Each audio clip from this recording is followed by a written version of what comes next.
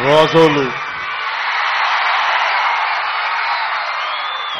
అనే పదం కోనసీమ కొబ్బరి బోండంలో ఎంత తీపి ఉంటుందో నాకు అంత తీగి ఉండదు ఆ మాట. రోజు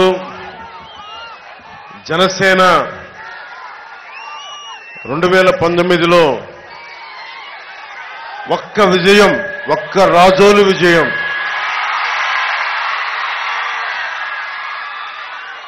మబ్బులు కమ్మిన చోట,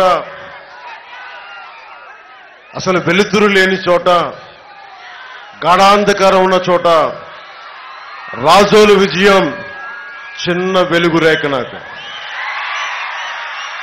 మా ఆడపడుచులు మబ్బుల్లో పరిగెత్తే పిడుగుల్లాంటి యువత, మేడలపైన మిద్దెలపైన ఉండి ఆశీర్వదించే పెద్దలు, మీరందరూ నిలబడితే ఈ రోజున ఆ ఒక్క చిన్నపాటి విజయం ఈ రోజున రాష్ట్రానికే జనసేన రాజకీయ పరిస్థితులకి వెన్నెముకైపోయింది. ఆ విజయం మీది. వారాహి ఈ వేదిక మీద నాతో పాటు ఉన్న శ్రీ జిఎం హరీష్ గారికి ఎంపీ క్యాండిడేట్ గా తెలుగుదేశం పార్టీ నుంచి సైకిల్ గుర్తు మీద మన హరీష్ గారు పోటీ చేస్తున్నారు, జిఎం బాలయోగ్ గారి అబ్బాయి. అలాగే జనవాణి కార్యక్రమానికి సంధానకర్తగా వ్యవహరించి ముందుకు తీసుకెళ్లిన శ్రీ వరప్రసాద్ గారికి గాజు గ్లాసు గుర్తు మీద మన పార్టీ తరఫున పోటీ చేస్తా ఉన్నారు. అలాగే ఎక్స్ ఎమ్మెల్సీ టీడీపీ నుంచి రుద్రరాజు పద్మరాజు గారికి మనస్ఫూర్తిగా నా హృదయపూర్వక నమస్కారాలు. BJP ex MLA Manepalli Ayyaji Vema గారికి మనస్ఫూర్తిగా నా హృదయపూర్వక నమస్కారాలు. కొత్తపల్లి సుబ్బారెడ్డి గారికి, మనకి ఎన్నికల్ని పరిశీలకులుగా ఉన్న కొత్తపల్లి సుబ్బారెడ్డి గారికి నా హృదయపూర్వక నమస్కారాలు. లింగోలు పెద్దబాబులు గారికి, సీనియర్ నాయకులు జనసేన పార్టీకి, వారికి నా హృదయపూర్వక నమస్కారాలు. దిరిసెల బాలాజీ గారికి, state joint secretary Janasena party, వారికి నా హృదయపూర్వక నమస్కారాలు. అలాగే గెడ్డం మహాలక్ష్మి ప్రసాద్ గారికి నా హృదయపూర్వక నమస్కారాలు. మేడిచెర్ల సత్యవాణి గారు ఎంపీపీ మల్కీపురం.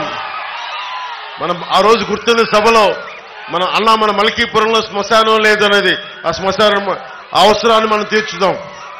అలాగే వనమాలి ములా స్వామి గారు సీనియర్ టీడీపీ నాయకులు, మత్స్యకార సామాజిక వర్గం నుంచి వచ్చిన వారికి నా హృదయపూర్వక నమస్కారాలు. కేతా శ్రీని గారికి MPP, Razole state BCCL secretary Telugu Desam పార్టీకి, వారికి కూడా నా హృదయపూర్వక నమస్కారాలు. అంతేకాకుండా ఇక్కడి నుంచి వచ్చిన తెలుగుదేశం కార్యకర్తలకి, జనసేన నాయకులకి, జన సైనికులకి, తెలుగు మహిళలకి, వీర మహిళలకి, యువతులకి, నా అక్క చెల్లెలకి, మా ఆడపడుచులకి, పెద్దలకి మరోమారు ధన్యవాదాలు తెలుపుకుంటాం. మరోమారు హృదయపూర్వక నమస్కారాలు. ఇది మనకి 18 రోజులు మిగిలి ఉంది. 5 సంవత్సరాల నుంచి పనిచేస్తా ఉన్నాం. ఈ 5 సంవత్సరాల నుంచి మనం రోడ్ల మీదే ఉన్నాం. నన్ను మొదటి తరం రాజకీయ నాయకుడిని నేను. వైఎస్ జగన్ గారు లాగా వారి తాతల దగ్గర నుంచి, వారి తండ్రుల దగ్గర నుంచి 150 సంవత్సరాలున్న కాంగ్రెస్ పార్టీ నుంచి వచ్చిన వాడిని కాదు. మన స్వయం కృషి మీద చిన్నపాటి ప్రభుత్వ ఉద్యోగి కొడుకుని నేను మీ అందరి అభిమానంతో నటనలోకి వెళ్ళి మీ అభిమానాన్ని సంపాదించుకొని 2009లో రాజకీయ ప్రస్థానాల్లో భాగస్వామి అయ్యి దాన్ని నిలబెట్టుకోలేకపోయినా ఆ బాధ మన వల్ల కాదు రాజకీయ పార్టీ అని అందరూ అంటే పంతం తీసుకున్నాను, బలంగా తీసుకున్నా. దశాబ్దం నుంచి ఎవ్వరి ఆసరం లేకుండా ఒక్క మీ గుండెల్లో మీరు ఇచ్చిన బలమే ఈ రోజున జనసేన నిలబెట్టింది. జగన్ వెళ్ళిపోయే సమయం అయిపోయింది. అంటే ఇది నేను శ్రీకాకుళం, విజయనగరం, ఉభయ గోదావరి జిల్లాలు నర్సాపురం ఏ మూలకెళ్ళినా, నిన్న రైల్వే కోడూరు వెళ్ళినా, రాజంపేట కడప వెళ్ళినా, తిరుపతి వెళ్ళినా, ఏ మూలకెళ్ళినా ఒకటే, ప్రభుత్వం మారిపోతుంది, వైసీపీ ఓడిపోతుంది. దీంట్లో ఏమాత్రం సందేహం లేదు.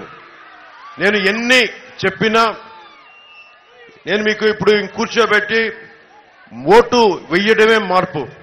రాజోలకి మనం ఏం చేయగలం, రాజోలకి మనం ఎలా నిలబడగలం? ఇది కోనసీమ ప్రాంతం. ఇది కొబ్బరి కొడుకుని పెద్ద కొడుకుగా చూసుకునే, కొబ్బరి చెట్టుని పెద్ద కొడుకుగా చూసుకునే నేల ఇది. ఇలాంటి పచ్చడి ఇందాక వరప్రసాద్ గారు చెప్తా ఉన్నారు. రాష్ట్ర విభజన జరిగినప్పటి నుంచి కూడా కోనసీమ జిల్లాల మీదే దృష్టి అందరికీ. తెలంగాణ నాయకులు కూడా ఒకటే అనేవాళ్ళు, మీకు పచ్చడి కోనసీమ జిల్లాలు ఉన్నాయి, మీకు ఎక్కడ చూసినా గోదావరి నది ఉంది, నదీ పరివాహక ప్రాంతాలు ఇలాంటివి ఉండి మేము వెనకబడిపోతున్నాం, మీరు బాగున్నారని చెప్పి కేవలం ఉభయ గోదావరి జిల్లాలను చూపించి అభివృద్ధిని చెప్పి ఈ రోజున మనం విడిపోయితే నష్టపోయాం మనం ఈ రోజున. అలాంటి ఉభయ గోదావరి జిల్లాలకి గోదావరి పారుతూనే ఉంది ఒకవైపు, కానీ తాగడానికి నీళ్లు లేవు. లంకల గ్రామాలకి చిన్నపాటి వరద వస్తే దారి లేకుండా పోతా ఉంది, నీటి సౌకర్యం లేదు. ముఖ్యంగా కోనసీమ రైతాంగం మనకి రాజమండ్రికి వచ్చి నాకు క్రాప్ హాలిడే ప్రకటించాం, మా పరిస్థితి ఏంటని చెప్పి ఒక్కొక్క కష్టం చెప్తే నిజంగా నాకు కదిలిపోయాను. కోనసీమ రైతాంగానికి మీరు చెప్పిన సమస్యల్ని నా గుండెల్లో తీసుకున్నాను. ఆ రోజు మీరు చెప్పిన పాయింట్స్ అన్ని రాసుకున్నాం. ముందుగా అన్నం పెట్టే కోనసీమ రైతాంగానికి ఉమ్మడి కూటమి Bharatiya Janata party, Telugu Desam party, Janasena party ఈ కూటమి రైతాంగానికి ఎంత బలంగా నిలబడదో మీకు తెలియజేసుకుంటాను. ఎమ్మెల్యే రాపాక గారి అవినీతి గురించి మళ్ళీ మాట్లాడుతున్నాం.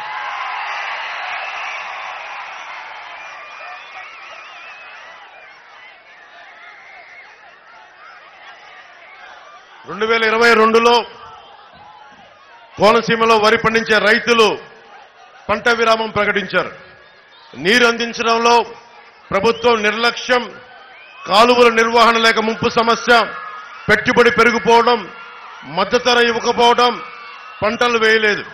దాదాపు 13 మండలాల్లో పక్క నియోజకవర్గంతో సహా అమలాపురంతో సహా క్రాప్ హాలిడే ప్రకటించారు. రైతులు నాకు చెప్పింది ఒకటే, మాకు ఎకరానికి 25,000 నష్టం కలుగుతా ఉంది. అదే కౌలు రైతు అయితే 45 నుంచి 50,000 నష్టం కలుగుతా ఉంది. రైతు భరోసా కేంద్రాల ద్వారా అమ్ముకోవాలంటే 1,00,000 నిబంధనలు పెడతా ఉన్నారు. అమ్మినా సకాలంలోకి డబ్బులు రావడం లేదు. కౌలు రైతులకి గుర్తింపు కార్డులు అందించడం లేదు. పంట కాలువలు పూడికలు తీయించడం కానీ, మరమ్మతులు చేయించడం కానీ, ఏటిగట్లు పటిష్టపరచాలి, ఇవేమీ చేయట్లేదు. తొలకరి పంట సమయంలో భారీ వర్షాలు, విపత్తుల వల్ల పంట నష్టం కలుగుతా ఉంది. ధాన్యం రంగు మారుతా ఉంది. ఇది మా దృష్టికి తీసుకొచ్చిన సమస్య. కాలువ గట్లే డంపింగ్ యార్డులు, ప్రతి పంచాయతీల్లో ఉన్న చెత్తంతా తీసుకెళ్లి కాలువ గట్ల మీద, గోదావరి గట్ల మీద పోస్తుంటే దాంతో కాలువలు, నదులు కూడా కలుషితం అవుతా ఉన్నాయి. డ్రైనేజ్ కాలువల్లో కూడా పూడుకులు తీలేక మొత్తం మురుగునీరు వచ్చేసి కుళ్ళిపోతా ఉంది పంట. ఇవన్నీ చెప్తా ఉన్నారు. పంట కాలువల నిర్వహణ లేదు, దీని గురించి అధికారులకు శ్రద్ధ లేదు, ప్రభుత్వానికి శ్రద్ధ లేదు, ఉన్న ఎమ్మెల్యేకి శ్రద్ధ లేదంటే ఆ రోజు నేను ఒకటే మాట చెప్పాను. నేను 3.5 ఎకరాలు మాకు చిన్న వ్యవసాయ భూమి ఉండేది మొగల్తూరులో. ఒక్కొక్క సెంటు 2 సెంట్లు మనకి ఆర్థిక ఇబ్బందులు వచ్చినప్పుడల్లా పెళ్లిళ్ళు చేయాలన్నా చిన్నమ్మలకి అమ్ముకుంటా వచ్చాం. ఒక రైతు కష్టం నాకు తెలుసు. అందుకనే రైతాంగాన్ని నేను మాటిస్తున్నాను, వచ్చిన సంవత్సరం లోపే నేను మీకు ఏమైతే సమస్యలు ఉన్నాయో, గిట్టుబాటు ధర కానీ, సాగునీటి సమస్య కానీ, ఇవన్నీ నేను ముందుండి నేను మీకు మాటిస్తున్నాను. కోనసీమ రైతాంగానికి రైతు బిడ్డగా నేను మాటిస్తున్నాను. పిఠాపురం నుంచి పోటీ చేస్తున్నాను. మీకు అందుబాటులో ఉంటాను, మీకు అందుబాటులో ఉండేవాడిని, మీకు అందుబాటులో ఉంటాను. ప్రతి సమస్యకి నేను క్షేత్రస్థాయి పరిశీలన నేను చేస్తాను. ఈ రోజున వరప్రసాద్ గారిని అభ్యర్థిగా నిలబెడుతున్నప్పటికీ కూడా నేను బాధ్యత తీసుకుంటాను. నేను వస్తాను. నేను కోరుకునేదల్లా ఇక్కడున్న అశేష నా అభిమానాలని, యువకుల్ని అందరినీ కూడా నేను ఒకటే కోరుకుంటున్నా, నాకు సమస్యలు తీర్చే సమయం ఇవ్వండి. ఫోటోలకి మీద పడ్డా, లేదంటే నన్ను వెళ్ళనివ్వకపోయినా క్షేత్రస్థాయి నాకు పర్యటన చేయాలంటే మీద పడితే నేను సమస్యల్ని నేను తీర్చలేను. నేను కోరుకునేది అదొక్కటే. రైతాంగం కోసం నేను వచ్చినప్పుడు, ఒక సమస్య కోసం నేను వచ్చినప్పుడు నాకు సమస్యని పరిశీలించే అవకాశం కల్పిస్తే నేను అన్నీ వదిలి వచ్చిన వాడిని. మీకు తెలుసు, 200 కోట్ల పైన సంపాదిస్తే తప్ప 70 కోట్లు ట్యాక్స్ కట్టలేము. నేను 70 కోట్లు ట్యాక్స్ కట్టాను ఈ 5 సంవత్సరాల్లో. అది నా సంపాదన. నాకు రాజకీయాల్లో డబ్బు సంపాదన అవసరం లేదు. కానీ మీ కష్టాలను తీర్చడానికి మీకు ఇంట్లో ఒకటిగా నేను ఈ రోజు రాజకీయాల్లోకి వచ్చాను.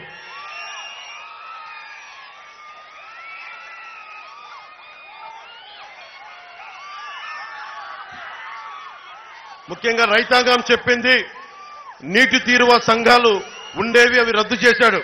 ఆ వ్యవస్థను చంపేశాడు జగన్. కూటమి ప్రభుత్వం రాగానే నీటి తీరువ సంఘాల్ని పునరుద్ధరణ చేస్తాం.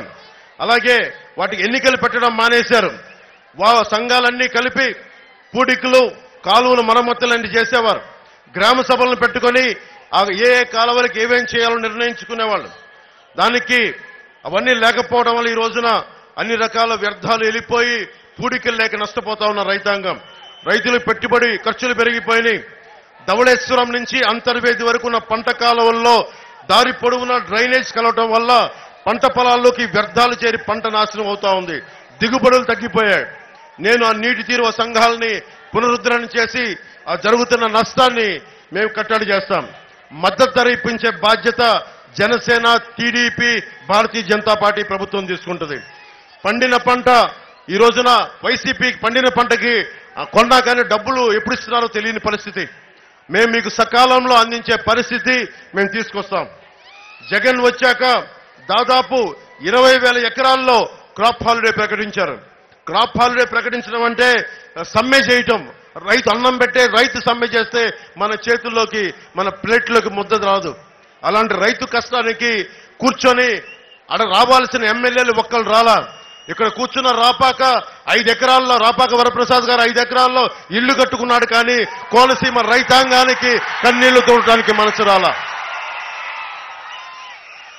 అలాగే కోఆపరేటివ్ సెక్టర్, ముఖ్యంగా రైతులకి వ్యవసాయ రుణాలు ఇచ్చే కోఆపరేటివ్ సెక్టార్ని సంపూర్ణంగా చంపేశారు, నిర్వీర్యం చేశారు, భ్రష్టు పట్టించారు. ఒకప్పుడు దాతలను చైర్మన్ గా, డైరెక్టర్గా ఎన్నుకునేవాళ్ళు.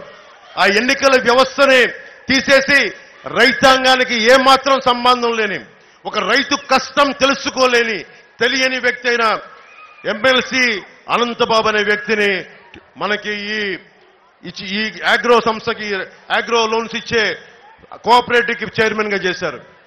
అనంతబాబు అనే వ్యక్తి మీ గురించి మీకు తెలుసు.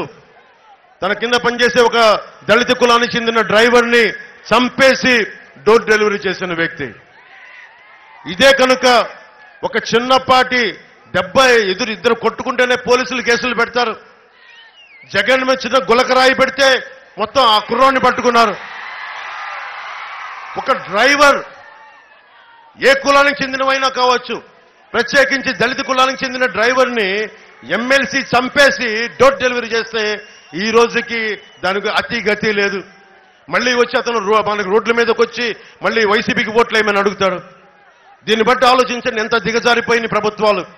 ఇది మీకు నష్టం, మనకి నష్టం. ముఖ్యంగా ఇందాక హరీష్ గారు మాట్లాడుతా అంబేద్కర్ కోనసీమ జిల్లాగా అన్నప్పుడు నిజంగా చెప్తా ఉన్నాను. అంబేద్కర్ గారిని మనందరం గౌరవించే వ్యక్తి. ఆయన చూసుకొని మనం గర్విస్తాం. అలాంటి వ్యక్తి పేరు కోనసీమకు పేరు పెడితే మనం ఎవరైనా సరే ఎందుకు గొడవలు పెడతారు? ఎవరికి అవసరం ఉంది? సర్ ఆర్థర్ కాటన్ దొరనే మనం గుండెల్లో పెట్టుకొని పూజిస్తాం.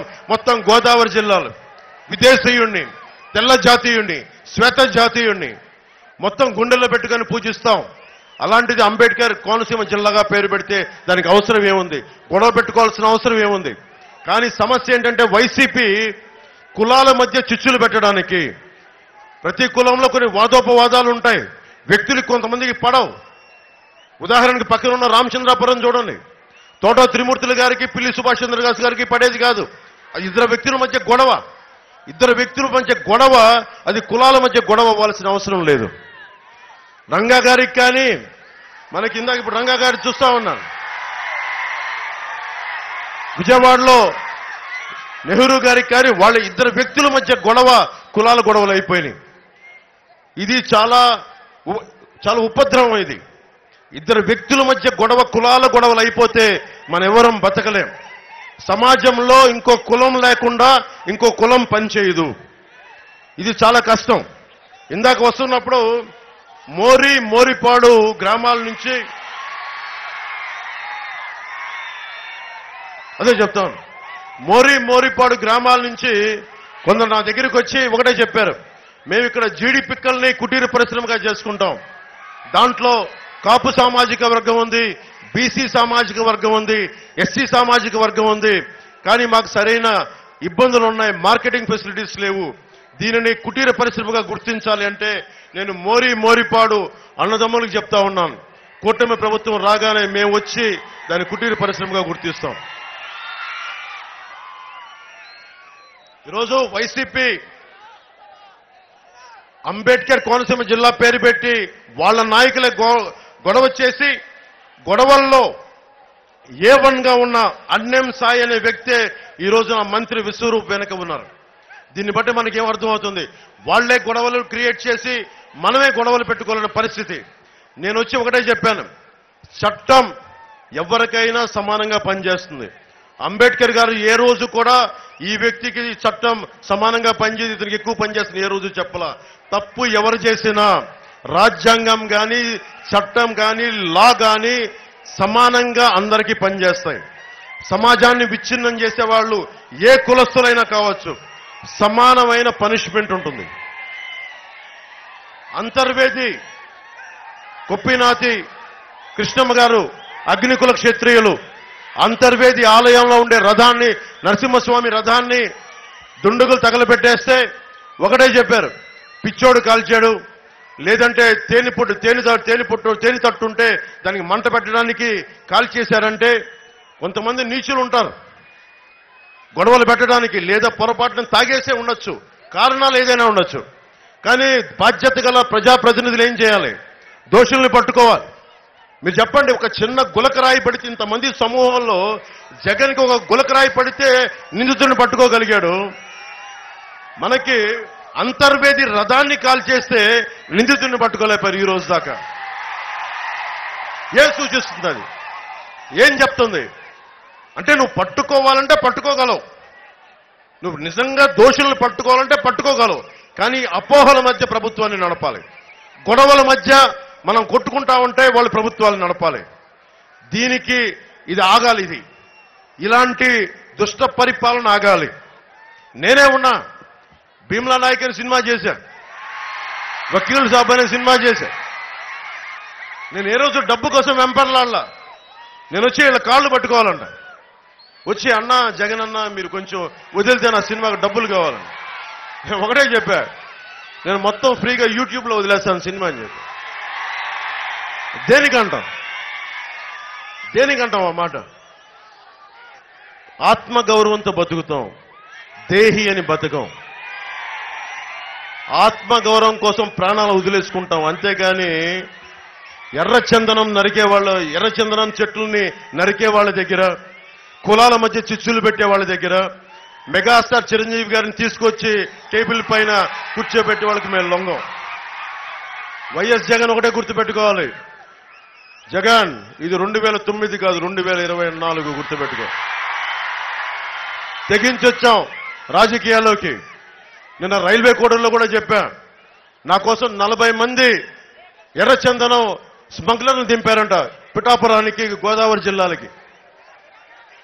నేను ఒకటే చెప్పా, అరే నేను భారతీయుణ్ణి, ఎక్కడ అక్రమం జరిగినా అన్యాయం జరిగినా ధైర్యంగా ఎదుర్కోగలను.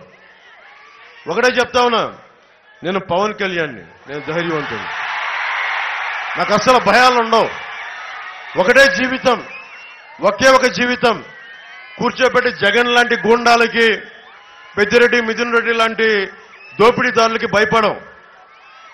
ఎక్కడో కూర్చోబెట్టి మిథున్ రెడ్డి అనే వ్యక్తి చెప్తా ఉన్నాడు, ఒకసారి ఢిల్లీలో కనిపించి ఏదో పెళ్లిలో మాట్లాడుతూ ఉంటే, ఎవరో పెళ్లికి వెళ్తే, కేంద్ర మంత్రి పెళ్లికి వెళ్తే ఆయన ఒకటే చెప్తా ఉన్నాడు, మేము మా పీలూరు నియోజకవర్గాలకు కానీ మా వాళ్ళ చిత్తూరు జిల్లాలకు వచ్చి మా నియోజకవర్గాలకు వచ్చి మా అక్కడ ఏళ్లు పెడితే మేము ఊరుకోం, అలాగని మేము ఎవరి జోలికి రామని చెప్తా ఉన్నాడు. అంటే ఎవరు మాట్లాడకూడదు వాళ్ళకి, కానీ వాళ్ళు వచ్చి ప్రతి జిల్లాలో ఏళ్లు పెట్టచ్చు. మిథున్ రెడ్డి వచ్చి తూర్పుగోదావరి జిల్లాలో ఏళ్లు పెట్టచ్చు, మిథున్ రెడ్డి వచ్చి పశ్చిమ గోదావరి జిల్లాలో ఏళ్లు పెట్టచ్చు. మనం వెళ్ళి మాట్లాడకూడదు అక్కడ. మిథున్ రెడ్డికి ఒకటే చెప్తున్నా, మిథున్ రెడ్డి గారికి, పెద్దిరెడ్డి గారికి, జగన్ గారికి ఒకటే చెప్తున్నా, ఇది మేం భయపడే వ్యక్తులం కాదు, ఇది జనసేన. ఇది మీరు ఒక చెయ్యి ఎత్తితే మేము 1,00,000 చేతులు ఎత్తుతాం, గుర్తుపెట్టుకోండి.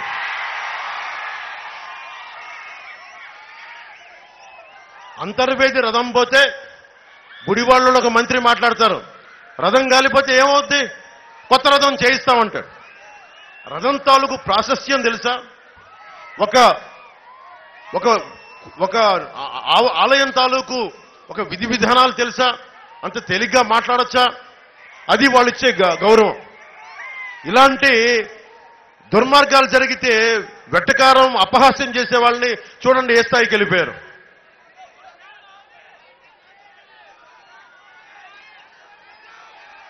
అలాగే వశిష్ఠ వారధి సకినేటిపల్లి నుంచి నర్సాపురం వంతెన అనేది అందరి దాదాపు 40 సంవత్సరాల నుంచి కోరిక ఇది. అలాగే ఇందాక హరీష్ గారు చెప్తా ఉన్నారు, కోనసీమలో రైలు కోత వినిపించాలని. కోటిపల్లి నర్సాపురం రైల్వే లైన్ని పూర్తి చేసే బాధ్యత మనం తీసుకుందాం. అలాగే దీనికోసం కొన్ని భూముల్ని తీసుకునే పరిస్థితుల్లో ఇందాకే చూశాను, కొన్ని కొత్త ఇళ్లు కూడా నిర్మించుకున్నా, కొన్ని ఇళ్లు ఉన్నాయని. ఆ గ్రామాలకు ఇబ్బంది ఏదైనా ఉంటే స్వయంగా నేనే వచ్చి ఆ గ్రామాలకు వచ్చి నేను మాట్లాడతాను. మీకు నష్టపరిహారాన్ని సరైన రీతిలో ఇప్పించి, లేదంటే అవసరమైతే దాన్ని ఇంకొక వైపు మార్చి కూడా పరిస్థితిని మేము తీసుకుంటాం. కానీ ఎందుకంటే నేనే చెప్తున్నా, ఒకసారి లక్షలాది ఉదాహరణకి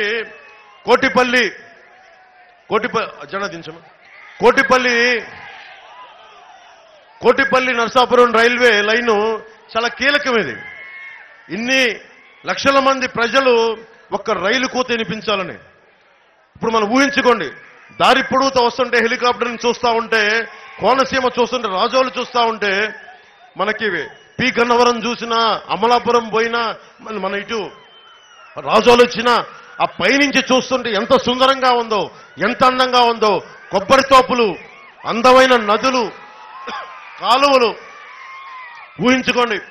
వీటి మధ్యలో నుంచి ఒక రైలు కూతతో ఒక ట్రైన్ పోతా ఉంటే ఎంత సుందరంగా ఉంటుంది.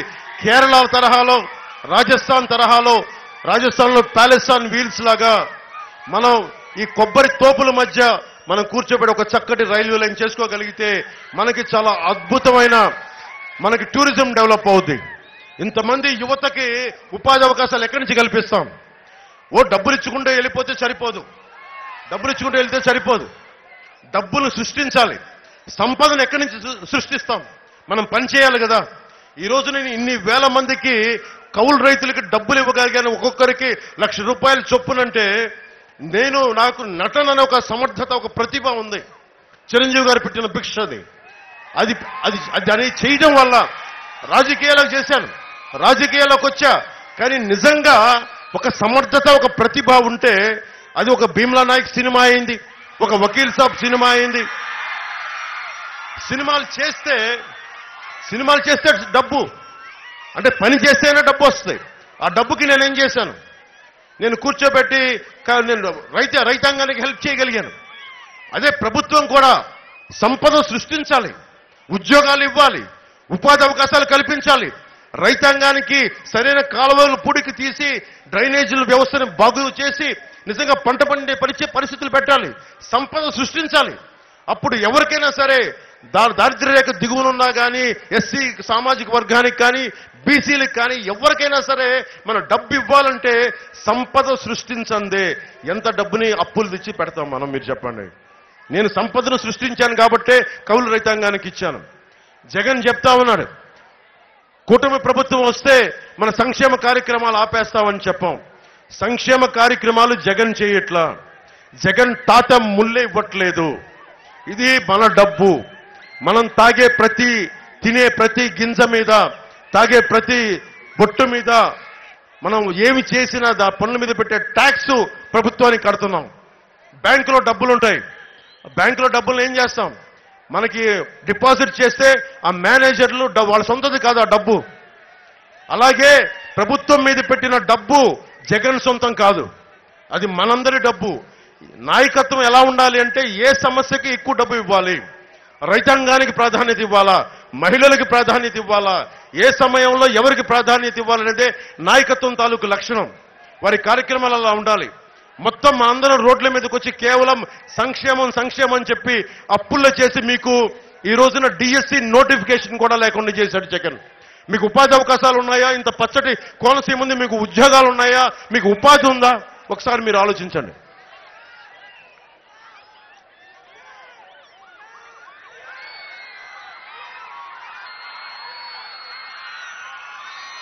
ముఖ్యంగా అంతర్వేదిలో ముఖ్యంగా మత్స్యకార సామాజిక వర్గానికి కూటమి ప్రభుత్వం ఒక జట్టి రావడానికి, ఒక హార్బర్, ఫిషింగ్ హార్బర్ చేయడానికి మేము సంపూర్ణంగా కృషి చేస్తాం.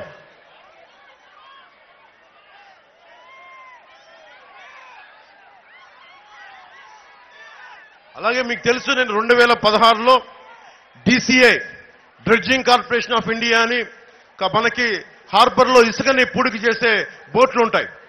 ఆ డ్రెడ్జింగ్ కార్పొరేషన్ ఆఫ్ ఇండియా దానికి సంబంధించి నిజంగా కనుక ఇక్కడ ఒక రీజనల్ ఆఫీస్ కనుక పెడితే మన రాజోల్లో మీలాంటి యువతకి చాలా మందికి ఉపాధి అవకాశాలు వస్తాయి.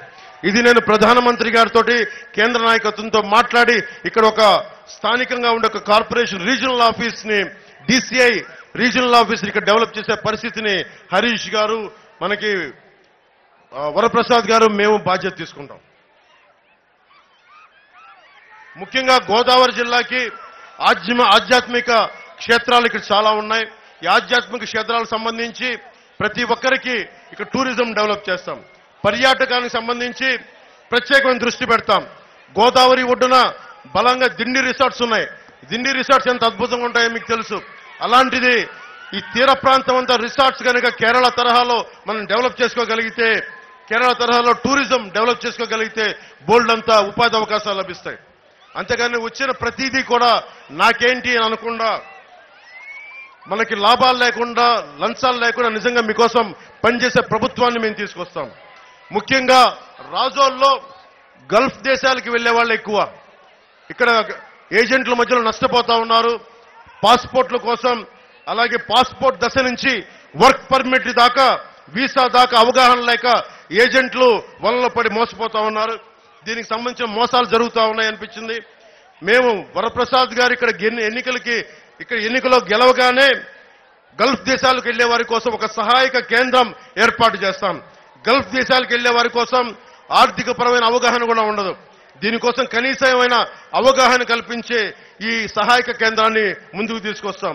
అలాగే గల్ఫ్ దేశాలకు వెళ్లే వాళ్ళకి ఎలాంటి స్కిల్స్ నేర్చుకుంటే మీకు మంచి ఉద్యోగాలు వస్తాయి, ఉపాధి అవకాశాలు వస్తాయని చెప్పి కూడా ఆ స్కిల్స్ ని గుర్తించి ఇక్కడ ట్రైనింగ్ ఇచ్చి మిమ్మల్ని గల్ఫ్ దేశాలకు పంపిస్తాం. అలాగే రాజోలు ప్రాంతంలో మనకి గోదావరి సంగమం, వశిష్ట, మనకి గోదావరి సంగమం చాలా గొప్పది. ఇది అన్నా చెల్లెళ్ళు గట్టు అంటాం మనం దీనిని ప్రపంచమంతా తెలిసేలాగా, దేశం అంతా తెలిసేలాగా జనసేన, టీడీపీ, భారతీయ జనతా పార్టీ కూటమి వల్ల ఈ ప్రతిదాన్ని కూడా అద్భుతమైన టూరిజం స్పాట్ గా చేసే అవకాశాన్ని తీసుకుంటాం. ముఖ్యంగా కోనసీమ పి గన్నవరం కానీ, అమలాపురం కానీ, మన రాజోలు కానీ, ఈ మూడిటికి సంబంధించి సినిమా షూటింగ్లకు రావాలి అంటే ఇక్కడ నిజంగా సినిమా స్టూడియోలు డెవలప్ అవ్వాలి. ఇక్కడ ఇది చాలా అవసరం. ఎందుకంటే ఇన్ని కోట్ల జనాభా పెరిగిపోతుంది. భారతదేశం నుంచి వచ్చి ఈ పచ్చని పరిసరాలని, ఈ గోదావరి తీరాన్ని డెవలప్ చేసుకోవాలంటే నిజంగా ఇక్కడ ప్రభుత్వం తరపు నుంచి సినిమా స్టూడియో లాంటివి డెవలప్ కావాలి. అలాంటివి ఎందుకంటే మనకి తమిళనాడు నుంచి, కేరళ నుంచి, మనకి కర్ణాటక నుంచి, ఉత్తరాది హిందీ రాష్ట్రాల నుంచి, మనకి మిగతా రాష్ట్రాల నుంచి కూడా మనకి వచ్చి ఇక్కడ ఉన్న చక్కటి అందమైన పరిసరాలని షూటింగ్కి అనువుగా ఉండేలాగా, ఎందుకంటే టూరిజం పెరుగుద్ది, మీ అందరికి అవకాశాలు ఉంటాయి, ఉపాధి అవకాశాలు పెరుగుతాయి, బోళ్ళంతమందికి సినిమా రంగంలో కూడా మీకు బలమైన అవకాశాలు వస్తాయి. అది కూడా మేము ముందుకు తీసుకెళ్తాం.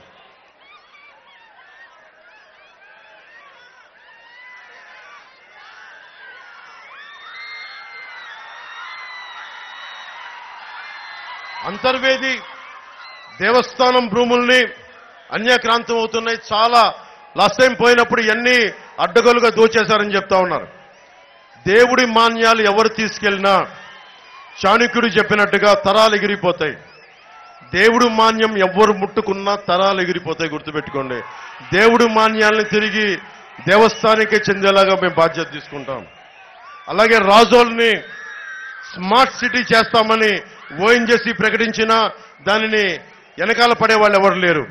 అలాగే రాజోల్ని స్మార్ట్ సిటీ చేసే బాధ్యత హరీష్ గారు, వరప్రసాద్ గారు, మేము కూటమి ప్రభుత్వం తీసుకుంటుంది. ముఖ్యంగా ఓఎన్జీసీ కానీ గెయిల్ కంపెనీలు కానీ వారికి ఒకటే తెలియజేస్తా, మీరు కనుక పోయినసార్లు మీరు అండగా నిలబడండి. ఈసారి మా కొద్దిపాటి మెజారిటీ కాదు, ఆయన్ని ఎంపీగా భారీ మెజారిటీతో గెలిపించండి. ఈయన ఎమ్మెల్యేగా భారీ మెజారిటీతో గెలిపించండి. ఏం జరుగుతుందో చెప్తాం. ఓఎన్జీసీ గెయిల్ పైప్ లీకులు జరుగుతూ ఉన్నాయి. పర్యావరణం దెబ్బతింటా ఉంది. మన ప్రతినిధులు వెళ్తే మనకి గెయిల్ కానీ ఓఎన్జీసీ ప్రతినిధులు వాళ్ళ దగ్గర దాదాపు 200 కోట్లు తీసేసుకొని మనం ప్రజలు నష్టపోతా ఉన్నారు. నేను కేంద్ర ప్రభుత్వంతో మాట్లాడి, మీకు తెలుసు ప్రధానమంత్రి గారి స్థాయికి వెళ్ళి కూర్చొని నాకు మాట్లాడగలిగే సత్తా ఉన్నవాడిని. అమిత్ షా గారితో కూర్చొని మాట్లాడగలిగేవాడిని. ఎంటైర్ ఈ రోజున కూర్చొని అలయన్స్ ని రెడీ చేసిన వాడిని. మీరు వెళ్ళి పంపిస్తే నేను వెళ్ళి కూర్చొని మాట్లాడతాను. ఓఎన్జీసీ అధికారులతో కానీ, రిలయన్స్ కానీ, గెయిల్ కానీ ఏవైతే లీకులు ఉన్నాయో నేను వచ్చి క్షేత్రస్థాయి పరిశీలన చేస్తాను.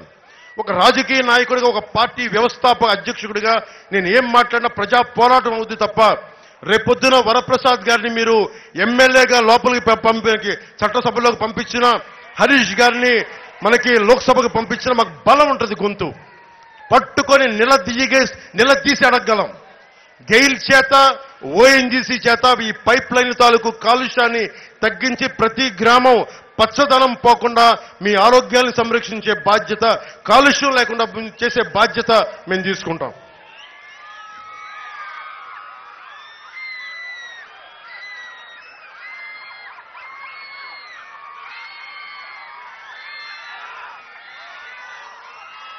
ఎమ్మెల్యే రాపాక వరప్రసాద్ గారి అవినీతి. 5 ఎకరాలు ఇల్లు కట్టుకున్నారు ఆయన. సెంటు పట్టా పేరుతోటి పేదలకి ఉచిత ఇళ్ల స్థలాలు 1000 కోట్ల అవినీతి జరిగింది. ఆ 1000 కోట్ల ఈయన కూడా ఒక చిన్నపాటి షేర్ తీసుకున్నారు. పట్టాలు ఇచ్చిన భూములు తక్కువ రేట్లు కొని ప్రభుత్వానికి దాదాపు 4 ఇంతలు ఎక్కువ డబ్బులు ఇచ్చుకున్నారు. ఈ స్థలాలన్నీ ఇచ్చిన స్థలాలు బాగున్నాయా అంటే అన్ని నదీ పరివాహక ప్రాంతాలు, చెరువులు, శ్మశానాల మధ్యలో, పల్లప ప్రాంతాల మధ్యలో ఇవ్వడంతో పేదలు ఇల్లు కట్టుకునే పరిస్థితి లేదు.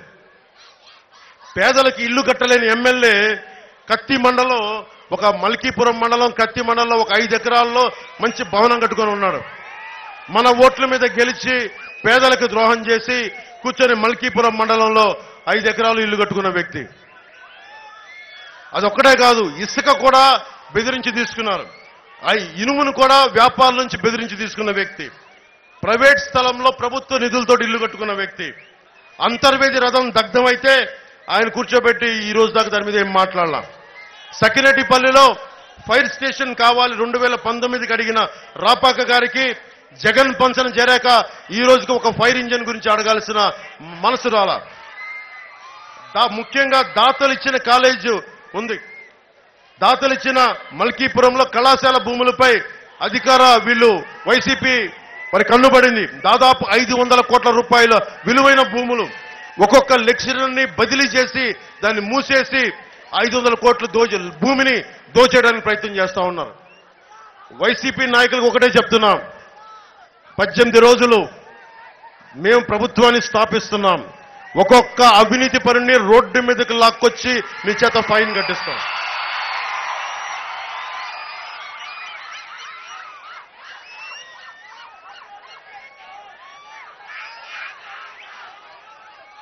అలాగే చింతలమర్రిలో రాపాక గారు పర్మిషన్ లేకుండా చెరువులు తవ్వకాలు చేస్తున్నారని దృష్టికి వచ్చింది.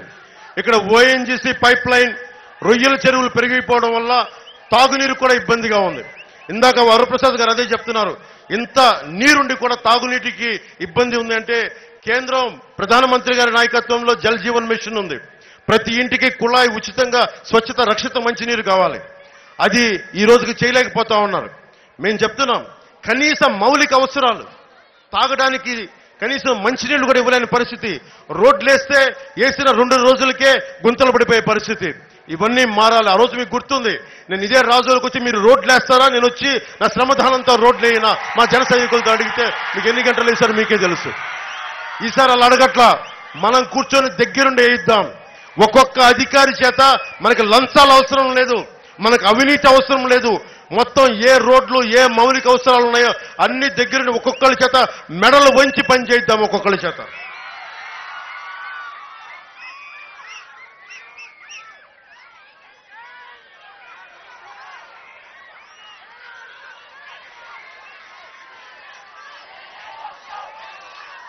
చంద్రబాబు గారు మన తెలుగుదేశం పార్టీ నాయకులు 2 జరుగుతూ ఉన్నాయి.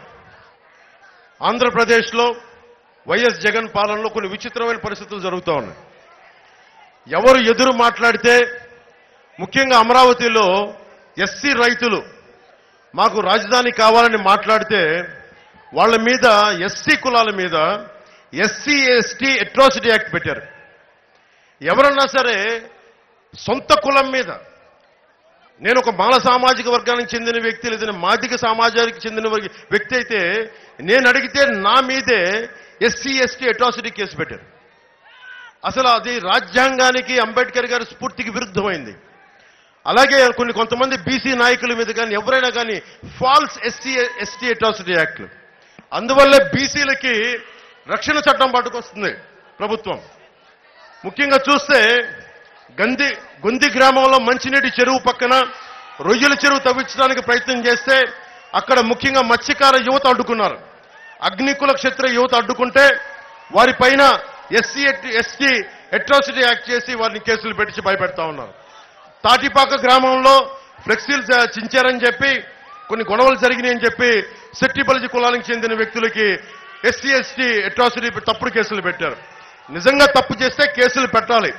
అసలు తప్పే జరగకపోతే వేరే గొడవ జరిగితే వారి మీద అకారణంగా అన్యాయంగా ఎస్సీ ఎస్టీ అట్రాసిటీ కేసులు పెడితే ఇది చాలా అన్యాయం, చాలా అక్రమం. ఇది నేను ఓట్ బ్యాంక్ పాలిటిక్స్ మాట్లాడలా. అంబేద్కర్ గారి రాజ్యాంగం ప్రతి ఒక్కరికి రక్షణ కల్పించబడింది. చట్టం నుంచి రక్షణ ప్రతి భారతీయుడికి, ప్రతి కులస్తుడికి కల్పించిన హక్కు. దాన్ని ఉల్లంఘించే హక్కు ఎవ్వరికీ లేదు.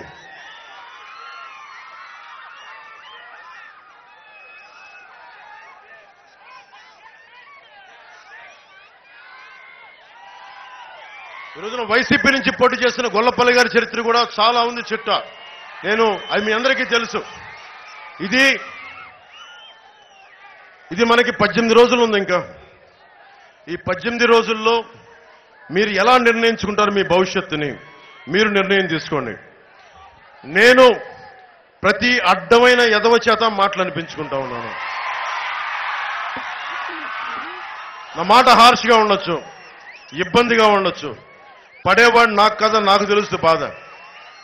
జగన్కి ఏముంది, బాబాయిని గొడ్డలతో నరికించిన వాళ్ళు కూడా భుజాల మీద వేసుకొని తిరుగుతాడు. వాళ్ళకి ముఖ్యంగా మీకు చెప్తా ఉన్నాను, ఆడబిడ్డలు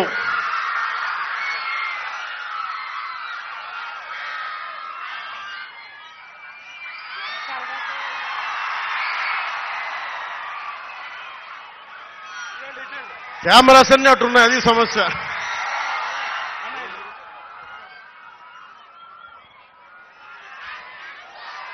ముఖ్యంగా ఆడబిడ్డలకి వైసీపీ కనుక ఇంకొకసారి వస్తే రక్షణ ఉండదు. ఆడబిడ్డలకి సొంత చెల్లెలు బట్టల మీద కామెంట్ చేసే దిగజారుడి వ్యక్తి ముఖ్యమంత్రి.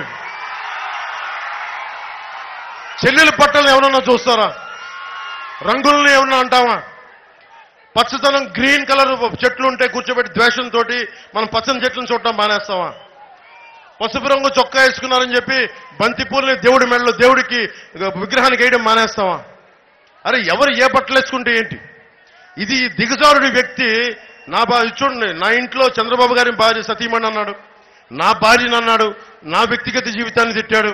ఈ రోజు అన్ని దిగజారిపోయి సొంత తనతో తోపుట్టిన చెల్లెలను తిడతా ఉన్నాడు. వివేకానంద రెడ్డి గారి చెల్లి ఆయన కూతురు గారిని తిడతా ఉన్నారు. దీన్ని బట్టి అర్థం ఇదొక్కటి. ముఖ్యంగా ఆడబిడ్డలకి భద్రత ఉండదు వైసీపీ నాయకులు వస్తే. వైసీపీ ఇంకోసారి మీరు ఓటేస్తే యువతకు చెప్తున్నాను, మీకు ఉపాధి అవకాశాలు ఉండవు. రైతులకు చెప్తున్నాను, మీకు గిట్టుబాటు ధర రాదు, మీకు సాగునీరు సమస్యలు తీర్చరు. అన్నిటికంటే డేంజరు అతను వస్తే మీకు ఈ రోజున ఇది చూడాలి. ఈ ప్రతి డిజిటలైజ్ చేస్తా ఉన్నాడు. పట్టా పుస్తకాలు ఉండవు. ముందుగా పట్టా పుస్తకాల్లో జగన్ బొమ్మ వేసుకున్నాడు. ఆంధ్రప్రదేశ్ రాజముద్ర ఉండాలి పట్టా పుస్తకాల మీద. అన్ని డిజిటలైజ్ చేస్తాడంట. డిజిటలైజ్ చేసినోడు ప్రభుత్వాస్తుల్ని తాకట్టు పెట్టినోడు రేపొద్దున మీ ఆస్తుల్ని, మీ స్థిరాస్తుల్ని, మీ తల్లిదండ్రులు ఇచ్చిన ఆస్తుల్ని, మీ తాతల వారసత్వం నుంచి వచ్చిన ఆస్తుల్ని అప్పు కూర్చోబెట్టి తాకట్టు పెట్టేస్తాడు. ముఖ్యంగా చెప్తున్నాను, వైసీపీ మద్దతుదారులు కూడా చెప్తున్నాను, తల్లినే ఉపేక్షించని వాడు రేపొద్దున చట్టాలు తీసుకొస్తే అతన్ని గెలిపిస్తే అతను కనుక మీరు ఉంటే ఓటు వేశారంటే మీ భవిష్యత్తుకు మీరే పెట్రోల్ వేసి కాల్ చేసుకున్నట్టు మర్చిపోకండి. ఇది బంగారు భవిష్యత్తుకి మీరే చక్కగా పెట్రోల్ వేసుకొని నిప్పంటించుకొని దహించుకుపోతున్నాడు. దయచేసి వైసీపీకి ఓటేస్తే మీ నాశనాన్ని మీరే కొని తెచ్చుకున్నట్టు మర్చిపోకండి. ఎందుకంటే మీరు డిఎస్సి నోటిఫికేషన్ ఇవ్వలా. నేను ఏ హామీలు అయితే చెప్పారు సూపర్ 6 కానీ, అలాగే నేను చెప్పాను సూపర్ 6లో 2 జనసేన ప్రతిపాదించినవి కూడా ఉన్నాయి. అవి కాకుండా చంద్రబాబు గారికి చెప్పాను మా జనసేన పథకాలు కూడా ఇంకొక 4 కావాలి అంటే ఈ రోజున మనకు 30 తారీఖున మేనిఫెస్టో రిలీజ్ చేస్తాం. ఆ మేనిఫెస్టోలో చూడండి, అన్ని వర్గాలకి, ఎస్సీ వర్గాలకు కానీ, ఎస్టీ వర్గాలకు కానీ, ముస్లిం వర్గాలకు కానీ, కాపు, బీసీ ఏ కులాలకు సంబంధించిన అయినా సరే అన్ని పథకాలు ఉన్నాయి. ఆ పథకాలని ముందుకు తీసుకెళ్లే బాధ్యత జనసేన తీసుకుంటుంది. నేను ముందుండి నడిపిస్తాం, బాధ్యత తీసుకుంటాం, జవాబుదారీదాన్ని తీసుకుంటాం. ముఖ్యంగా రైతాంగాన్ని చెప్తున్నాను, మీరు క్రాప్ హాలిడే ప్రకటించారు, మీరు నడుం బిగించాలి. యువతకు ఉపాధి అవకాశాలు లేవు, మీరు నడుం బిగించాలి. కూటమిని భారీ మెజారిటీతో గెలిపిస్తే తప్ప మీకు రక్షణ ఉండదు. ఎందుకంటే పట్టా పుస్తకాల్లో కూడా జగన్ బొమ్మ వేశారంటే అదేదో వాళ్ళ తాత ముల్లెలాగా, మొత్తం వాళ్ళ సంపదలాగా, వాళ్లే పుట్టి పెట్టినట్టుగా, వాళ్లే పెట్టి పుట్టినట్టుగా, మనమేదో వాళ్ళ కింద కూర్చొని అడుక్కునే వాళ్ళలాగా. మీరు గుర్తుపెట్టుకోండి, ఒక ఉప్మాకో ఒక కాఫీకో అమ్ముడైపోకండి. అమ్ముడైపోయే వాళ్ళు కొంతమంది ఉంటారు, అలా అవ్వకండి. ఇది మీ హక్కు. ఇది నేను రైల్వే కోడూరులో కూడా చెప్పా, ఒక తప్పు జరుగుతున్నప్పుడు పిరికితనంతో అందరం నీరసపడిపోతా ఉన్నాం. రైల్వే కోడూరులో యువతకు చెప్పాను, నేను వచ్చినప్పుడు అందరూ రోడ్ల మీదకి వస్తారు, చేతులు ఊపుతారు. అన్యాయం జరుగుతుంటే మటుకు అందరూ కూర్చొని కామ్గా ఉంటారు. నేను మీలాంటి మనిషినే, మొదటి తరం రాజకీయ నాయకుడిని. మీరు బయటికి రండి, మీ ప్రాణానికి నా ప్రాణం అడ్డేస్తాను. నేను ఉన్నాను మీకోసం, నిలబడతాను మీకోసం. దశాబ్దంగా మీకోసం నిలబడి ఉన్నాను.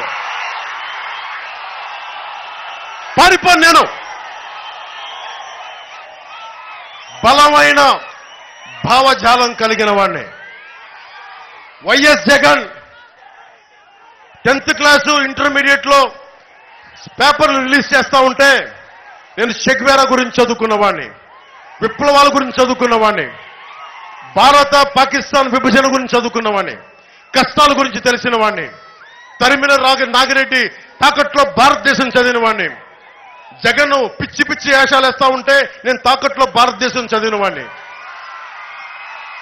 అందుకని చెప్తా ఉన్నా, జగన్ లాంటి గుండాలకి బెదిరేదే లేదు. నేను నిలబడతాం. అసెంబ్లీకి నేను కనుక వెళ్ళుంటే పరిస్థితి వేరేలా ఉండేది. ఒక్కడు చాలు. 1 man's courage makes a majority అంటాం. ఒక్కడు నిలబడితే, రోడ్డు మీద ఒక్కడు నిలబడితే 100 మందికి దమ్ము ధైర్యం వస్తుంది. మనం నిలబడి ఉన్నాం. ఈ రోజున 5 సంవత్సరాలు మీలాంటి మహిళలు వచ్చి నిరసన ప్రకటిస్తే మధ్యతరగతి పాపం ఇంట్లో కూర్చున్న ఆడపడుచులు వాళ్ళ మీద అటెంప్ట్ మర్డర్ కేసులు పెట్టారు. నిజంగా ప్రజల తాలూకు విప్లవం ఎలా ఉంటుందో మీకు చూపించాను.